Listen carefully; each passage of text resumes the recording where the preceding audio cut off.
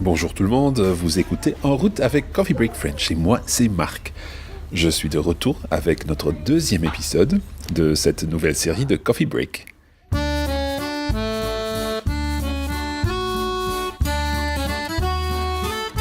In this series, I'm in the south of France, talking to people who live and work here, or people who, like me, are visiting this beautiful part of the world.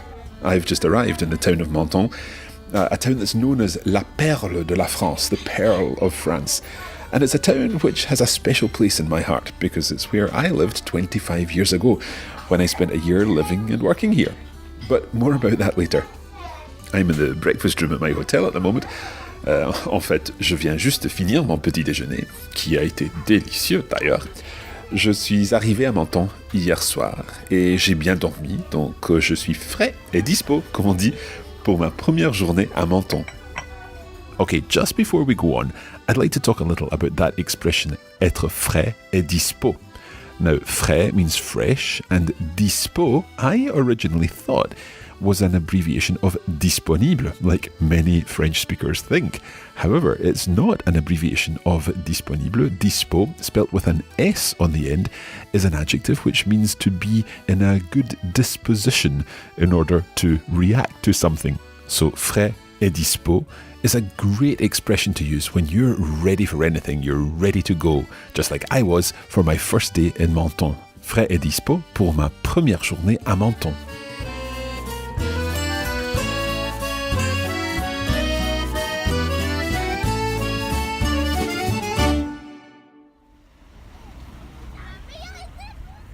I've now left the hotel, microphone and camera in hand, and I'm walking along the Plage des Sablettes.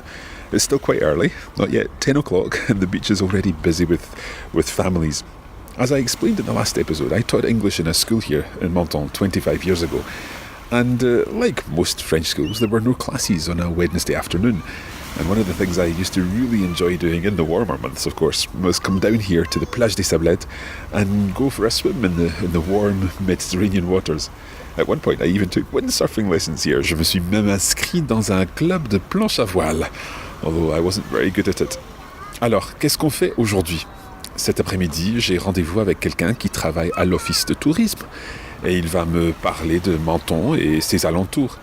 Mais avant cette réunion, j'ai l'intention de me balader un petit peu et de reconnaître les ruelles de cette jolie ville. So I'm going for a wander. Let's hope we get the chance to speak to some locals. I'm going to head up to the old town now to take some photos looking out over the bay towards Italy.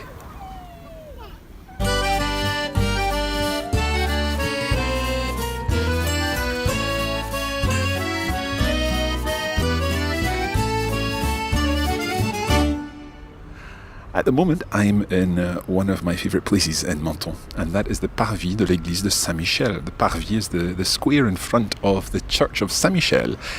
And at the moment, it's deserted. There's no one around but me and my microphone. But in the summer, everything changes, because in the month of August, this is where the Festival de Musique is held.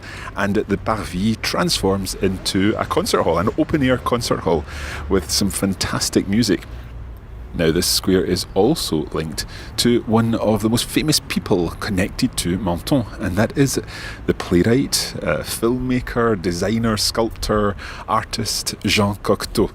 Jean Cocteau was spending time in Saint-Jean-Cap-Ferrat, and he came along to the Festival de Musique here in this very square back in, see if you can get this, 1955. So 1955, and he attended the festival and fell in love with Menton and the everything about the town. He became friendly with the mayor. He was then invited to design and paint decorate the salle des mariages in the Hôtel de Ville.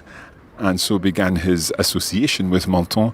And indeed, now we have the wonderful Jean Cocteau Museum, the collection of artworks by Jean Cocteau in the town, which we'll be visiting in another episode of this series.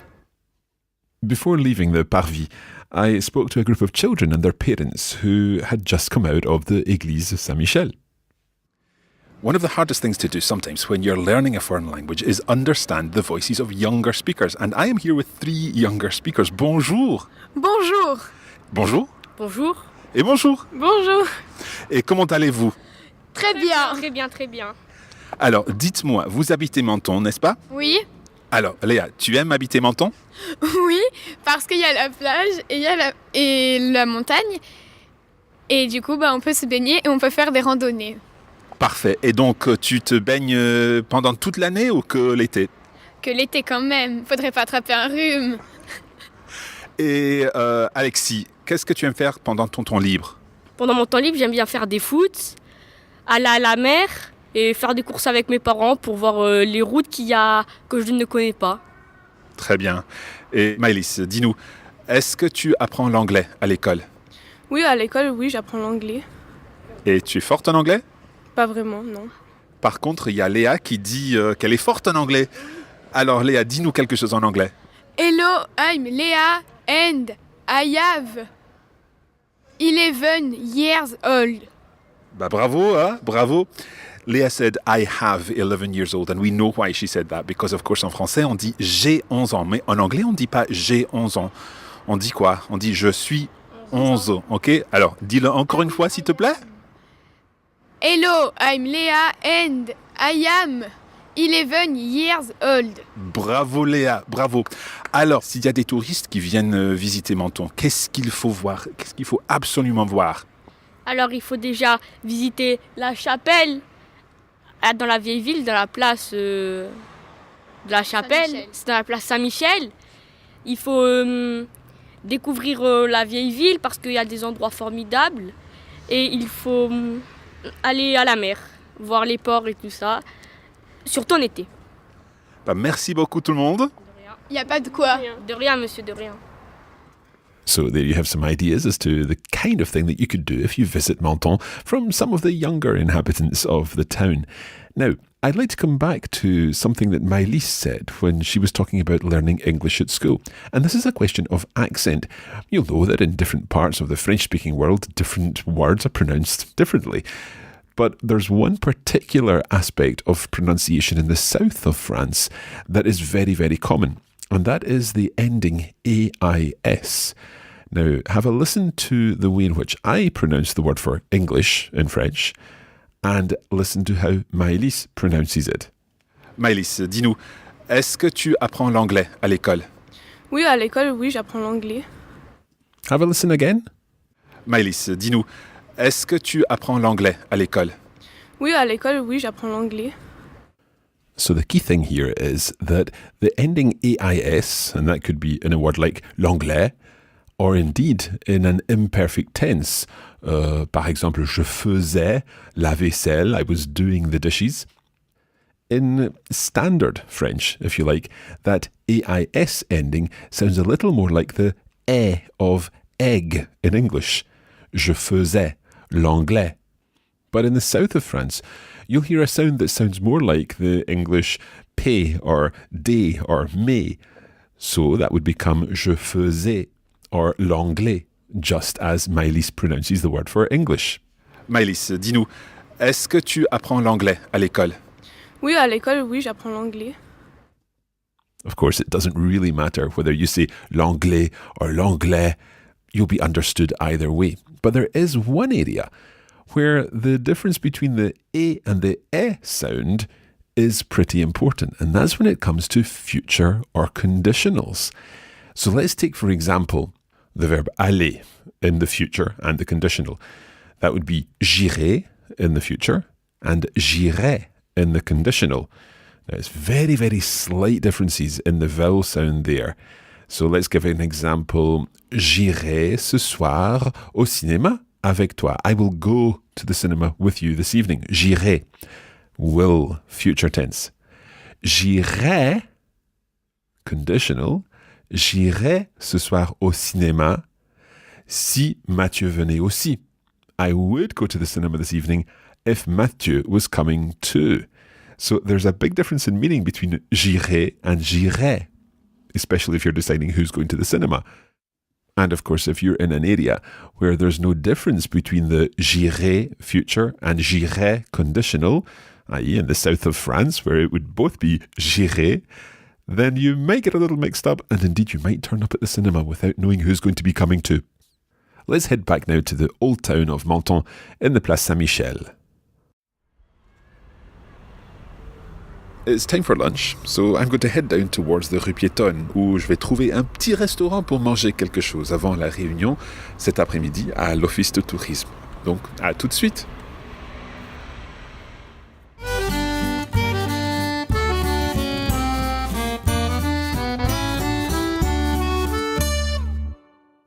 Having had my lunch, I decided to speak to the owner of the restaurant where I was eating. Bonjour madame, Bonjour, vous vous appelez comment? Cathy. Et dites-moi, qu'est-ce que vous faites dans la vie? Alors, je suis gérante de restaurant avec mon mari. Dans votre restaurant, vous recevez beaucoup de touristes? Oui, beaucoup de touristes de toutes nationalités, européennes et d'autres parts du monde aussi. Et vous avez des spécialités mentonnaises que vous pouvez offrir aux gens qui viennent au restaurant? Alors, on fait restauration italienne. Donc, ce n'est pas des spécialités mentonnaises. Bien que la cuisine mentonnaise est un peu inspirée aussi de l'Italie, étant donné qu'on est à la frontière. Tout à fait. Et en parlant du fait qu'on est à la frontière italienne, est-ce que vous parlez italien? Oui, je parle italien. J'ai appris l'italien en petite classe, 5 ans. Puis après, au collège, encore 4 ans. Et vous trouvez qu'il y a beaucoup de monde ici à Menton qui parle italien? Bon, déjà, les commerçants doivent faire un effort pour parler italien parce qu'on a une bonne clientèle italienne. Et après, je ne sais pas, la proportion de gens qui parlent italien vraiment, quoi. D'accord. Et pour vous, les langues sont importantes? Oui, c'est important. Bon, il faut quand même recevoir les gens. Essayer de, même si on parle mal, essayer d'être avenant et de faire un petit effort. Mais c'est pas évident. Tout à fait. Bon, merci beaucoup et bonne continuation. Merci. That's another very useful phrase that you can use when speaking French. Ce n'est pas évident, or more colloquially, c'est pas évident. C'est pas évident. It means one of two things. It means, literally, it's not evident, it's not obvious. However, c'est pas évident is used very often to say it's not easy, or if you're describing something as not being straightforward. So if you're trying something that's a little bit complicated or it's a little bit challenging, you can say, c'est pas évident, hein? C'est pas évident. One of the other places I used to frequent quite a bit when I was here was an ice cream shop in the rue piétonne, and I'm absolutely delighted to see that the ice cream shop is still here. Bonjour monsieur. Bonjour, Vous allez bien? très bien et vous? Très bien, ça fait longtemps, hein? Ça fait longtemps. Ben maintenant ça fait plus de 30 ans que je fais des glaces dans la rue piétonne à Menton. Je suis très content que vous soyez toujours ici. Merci, ben voyez, mon travail me plaît toujours, donc tant que j'aurai la flamme, je ferai toujours des glaces, voilà. Super. Et dites-moi, quel est le parfum le plus populaire de tous les visiteurs de Menton? Ben on va dire que la vanille arrive en premier bien sûr, il y a le citron de Menton qui marche très très bien, et puis après ce sont les grands classiques, le chocolat, le café, la noisette, la fraise, la framboise, le cookies aussi, ça marche très bien aussi, voilà. Donc vous avez des nouveautés peut-être? Bon ben là j'ai fait vite le tour parce que quand même sur l'année je tourne environ à 60 parfums, donc c'est déjà pas mal. Voilà. C'est déjà pas mal, vous avez bien raison. Bonne continuation. Merci, ben c'est gentil de venir me voir, hein, 25 ans après, voilà. Okay, it's time to head to the tourist office, and I'm going to be speaking to Eric, who works there, and he is going to be talking a little bit about Menton and what Menton is famous for. He's going to mention one word that you may not be familiar with, and that word is agrume. Agrume, A-G-R-U-M-E, agrume, and it means a citrus fruit. It's a masculine noun, and it is a word that refers to any citrus fruit. Something that is very important for Menton. Now, here in the podcast, we are including a shortened version of this interview. But if you are already subscribed to the premium version of En Route, then you'll be able to hear the full interview in our bonus materials, along with, of course, the full transcript of all of this episode. And this week, there's also some bonus video materials. And in addition to seeing what Menton looks like in these videos, we've also done one of our Walk, Talk and Learn videos on the go. So we're looking at language in use in signs and posters around the town. If you've already purchased the full version, then you can log into the Coffee Break Academy and access all these bonus materials there. If you would like to find out more and you've not yet purchased, then head to coffeebreaktravels.com. So to find out a little more about Menton as a town and what Menton has to offer, I've come to the Tourist Information Office and I am talking to Eric. Bonjour Eric. Bonjour monsieur. Vous allez bien? Très bien, merci. Et vous? Très bien, merci. Alors, dites-nous, vous travaillez ici dans l'Office du Tourisme de Menton? Tout à fait, je travaille à l'accueil de l'Office du Tourisme. Et alors, à Menton, qu'est-ce qu'il y a pour les visiteurs, pour les touristes?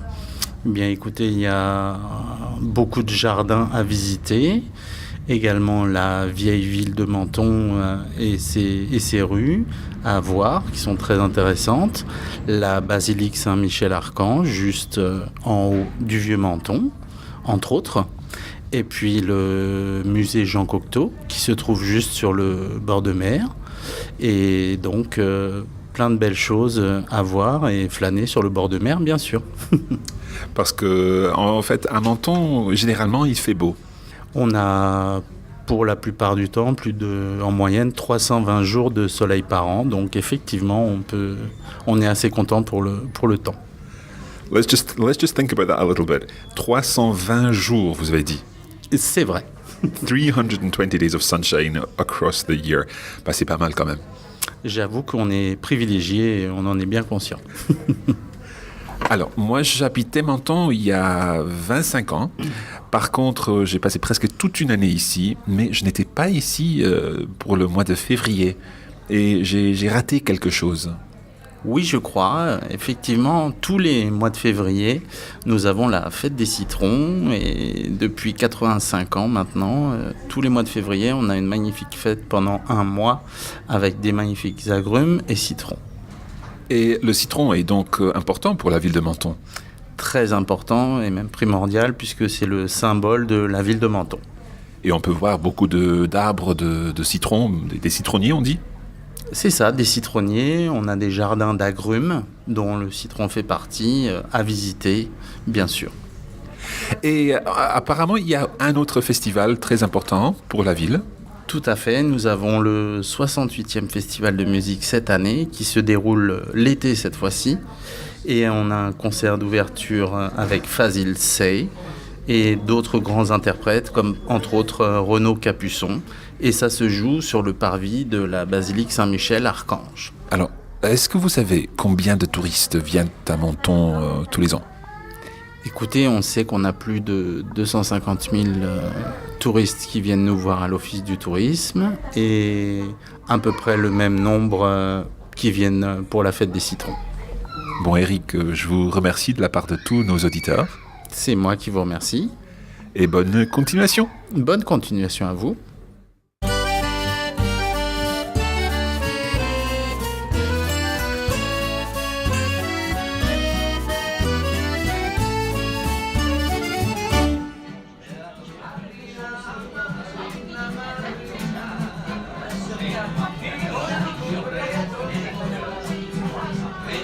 On a passé une très bonne journée et on a beaucoup appris à propos de Menton. Ça a été très sympa de parler avec les gens. Ce soir, je mange dans un restaurant dans la place du Cap. The Place du Cap is a small square just at the end of the rue Piétonne and it's full of restaurants with something for everyone from standard French and Italian cuisine to more local specialities like socca. But we'll find out more about that in a future episode. Je voudrais vous dire merci d'avoir partagé la journée avec moi.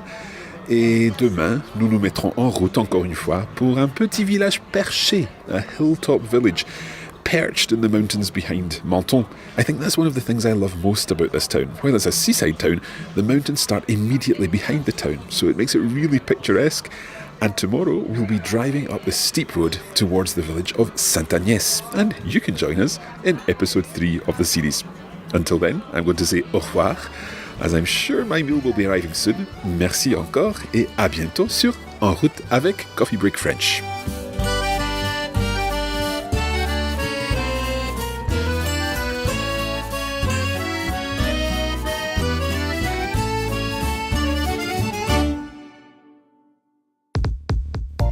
You have been listening to a production of the Coffee Break Academy for the Radiolingua Network.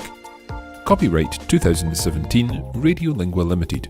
Recording copyright 2017 Radiolingua Limited. All rights reserved.